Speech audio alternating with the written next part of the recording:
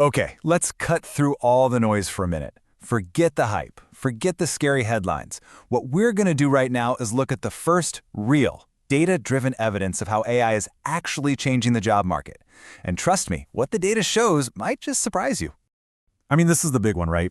It's the question that's probably been bouncing around in the back of your head. It's fueling countless articles and, let's be honest, probably a little bit of late-night anxiety. Are the robots coming for our jobs? But before we all panic, it's worth remembering that we have seen this movie before. Remember the predictions that offshoring would just completely gut the American job market? Well, the reality turned out to be a lot more complicated than that. It just goes to show you, bold predictions are one thing, but to really understand what's going on, you need to look at the data in a whole new way. And that's exactly what we're going to do. So how do we get past all the speculations and start, actually observing what's happening on the ground? Well, the researchers behind this study came up with a pretty clever new way to measure things. The whole thing really comes down to understanding the difference between two big ideas. On one hand, you've got theoretical AI coverage. That's everything AI could possibly do. Think of it as its maximum sci-fi potential. But then you have observed AI exposure. And that's what people are actually using AI for in their day-to-day jobs. That's the reality. And that distinction, well, it's everything. And wow, this chart just says it all. Look at that massive blue area.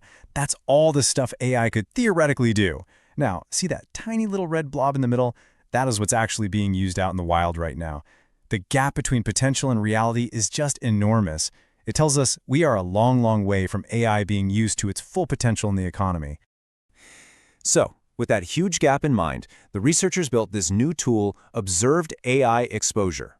This isn't about what's possible in some lab. It's about what's actually happening on keyboards in offices right now. And with this tool, we can finally start getting some real answers about the risk to our jobs. All right, so using this new lens, who's the most exposed right now? The data is pretty fascinating. Right at the top of the list, computer programmers, yep. Followed closely by customer service reps and data entry keyers. These are the front lines. The jobs where automated AI is really being used today. Now this is where it gets really interesting, because the data completely flips the script on who we might think is at risk. The workers most exposed to AI are not low-wage or less educated. Actually, it's the opposite. They're more likely to be female, have a college degree, or even a graduate degree. And get this, they earn 47% more on average than people in jobs that aren't exposed to AI. Okay, so we've got our new tool, we know who's most exposed. Now for the million-dollar question, what's actually happening to their jobs? What does the data say? This is it. This is the moment of truth. If AI was really kicking people out of their jobs, you'd expect to see unemployment ticking up for this group, right?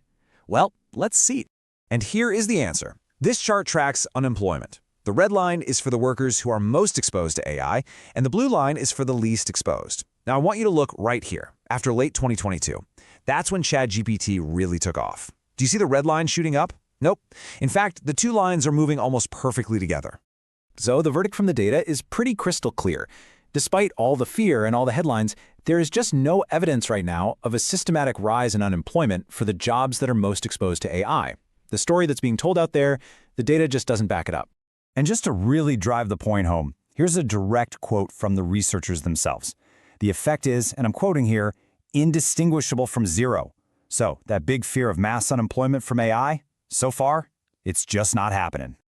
But hold on, that is not the end of the story. Because buried in all this data, there is one early, really subtle signal that we need to pay attention to. Right. Just because we're not seeing mass layoffs doesn't mean nothing is changing. It just means we have to look a little bit deeper.